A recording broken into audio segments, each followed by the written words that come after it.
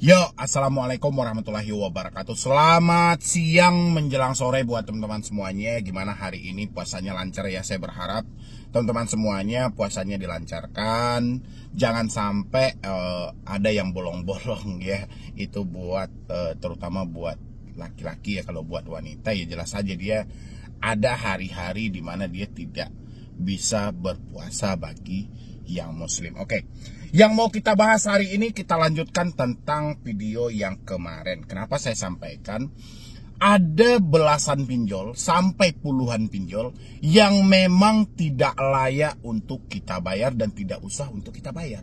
Nggak usah untuk kita bayar. Pasti nanti debt collector atau orang-orang yang kontra pasti pada nyinyirin. Dia muter-muter di sana aja nih, yang penting ada konten gitu ya. Bukan itu bro konsepnya. Karena yang bertanya ini juga muternya di sana juga. Yang mereka takutin cuma satu perkara aja. Kapan DC datang ke rumah? Itu aja problemnya gitu loh. Mereka belum menemukan apa sih masalah mereka yang sebenarnya.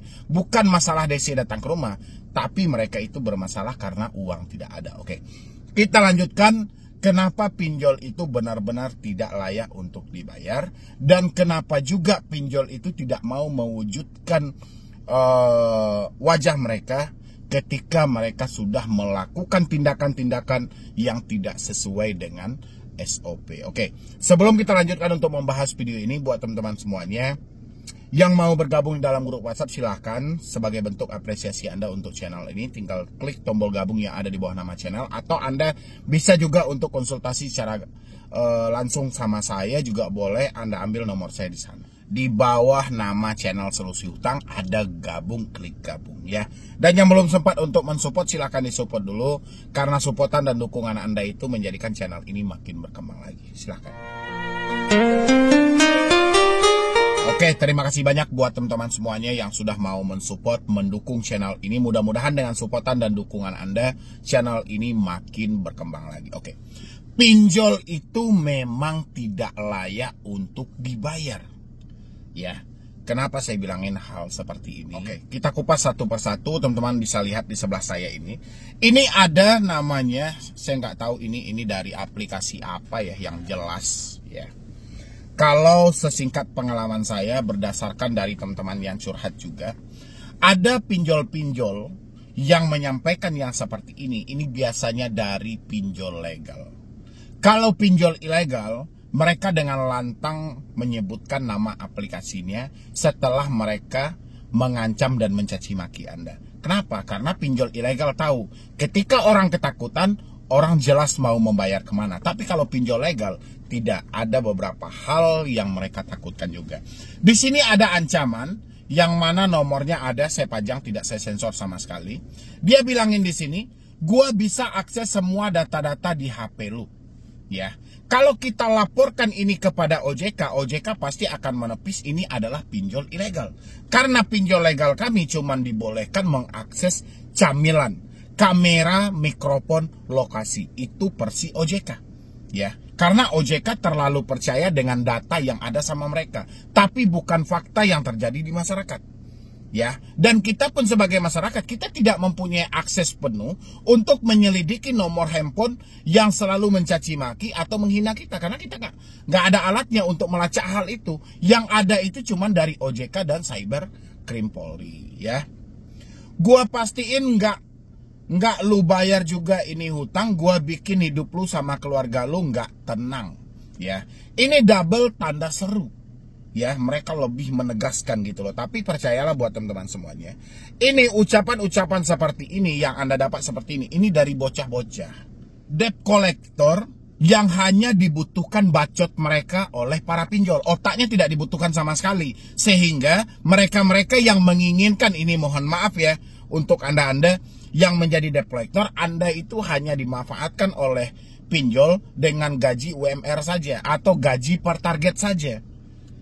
Ya, karena otak Anda tidak dibutuhkan sama sekali. Pinjol cuma butuh bacotmu untuk mencaci maki. Kalau otakmu yang dibutuhkan oleh pinjol, yang ada pinjolnya tidak berkembang di Indonesia. Ya, makanya ini buat teman-teman semuanya nggak usah terlalu khawatir, nggak usah juga Anda terlalu percaya dengan foto-foto WhatsApp yang mereka pajang, orangnya sudah sangar-sangar dan segala macam. Enggak, itu bocah-bocah itu. ya, yang mungkin baru-baru tamat SMA, mereka kerja mungkin bisa jadi freelance atau apalah, nggak tahu lah kita ya kan, atau kerjanya setengah waktu atau kayak mana. Yang jelas daripada dia jadi pengangguran, daripada dia jadi pengemis, mendingan dia jadi debt collector pinjol, melakukan penagihan yang seperti ini ya. Data lu lengkap, foto lu dan keluarga lu ada di sini, nggak usah macem-macem. Ya kan? Utang lu dibayar sekarang, nggak usah diam aja kalau lu masih mau hidup dan keluarga lu bisa mampus goblok. Nah, itu anak-anak gitu loh. Dan di sini, ini kan semuanya nadanya nggak ada yang bagus kata-kata yang mereka pakai. Tapi seumur hidup, Anda bertanya, dia tidak akan berani menyebutkan nama aplikasi mereka. Kenapa? Karena ini sudah disandiwarakan. Ini sudah disetting sedemikian rupa.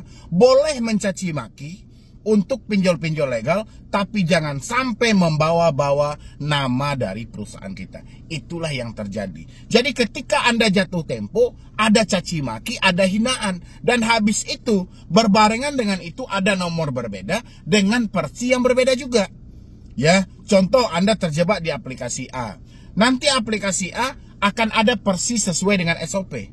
Dengan humanis, dengan ramah tamah, sesuai dengan SOP.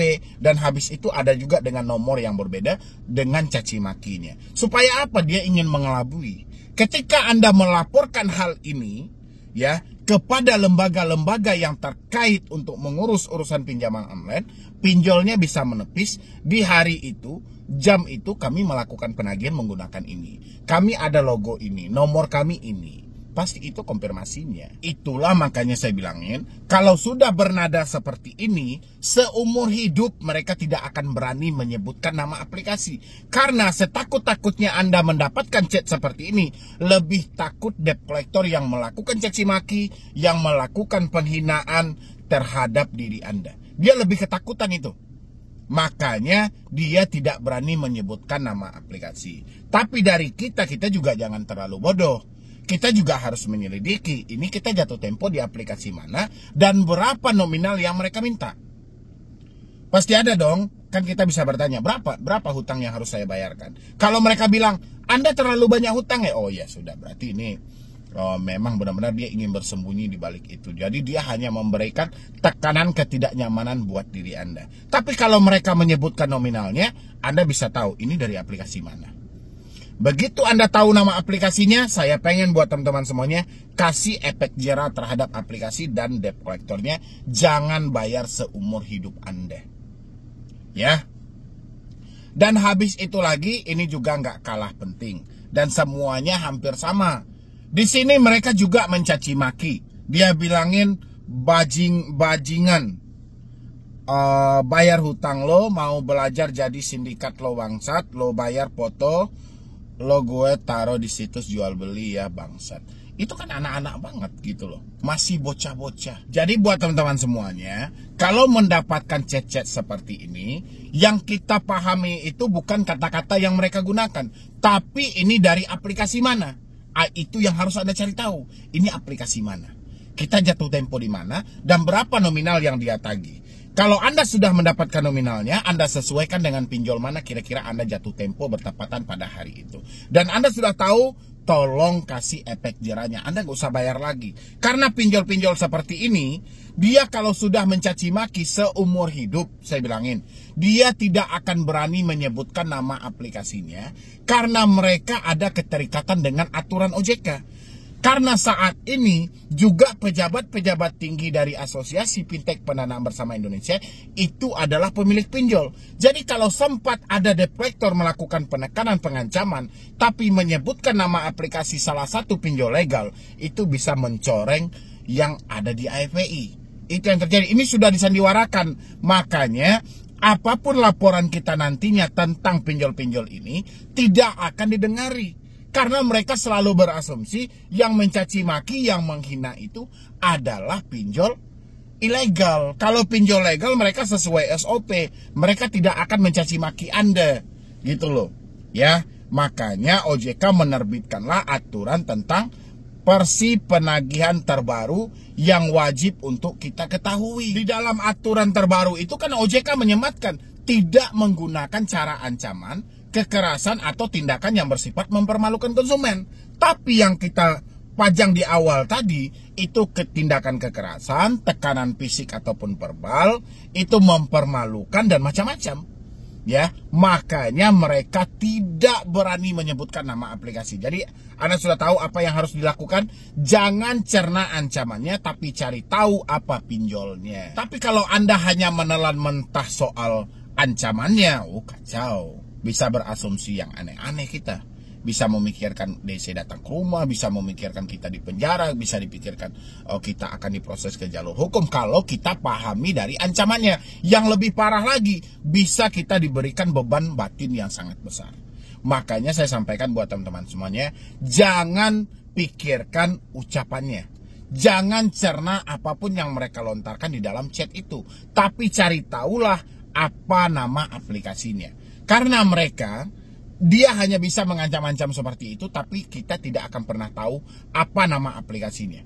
Ya, dia tidak akan mau menyebutkan. Jadi PR kita cuma menyatukan berapa nominal yang mereka tagih. Itu aja. Kalau teman-teman sudah paham, ayo semuanya berhenti bayar.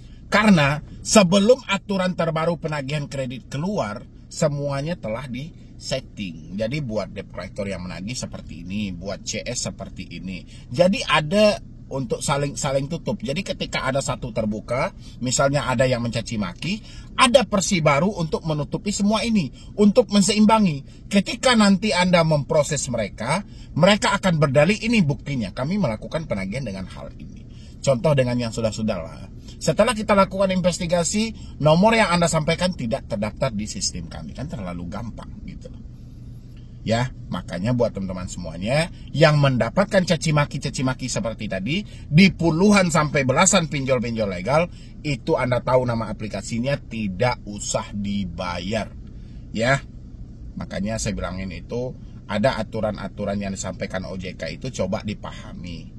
Ya, pinjol-pinjol karena dia sudah paham bahwa OJK akan mengeluarkan aturan seperti itu, pinjolnya men-setting juga kepada debt collectornya. Jangan sampai Anda melanggar aturan ini. Kalaupun melanggar, jangan bawa-bawa nama kami. Kan itu konsepnya. Benar apa tidak? Ya, siapa yang mendapatkan ancaman per hari ini? Isi di kolom komentar di pinjol mana dan seperti apa. Ya, jadi sekian dulu dari saya, Medi Broni. Wassalam.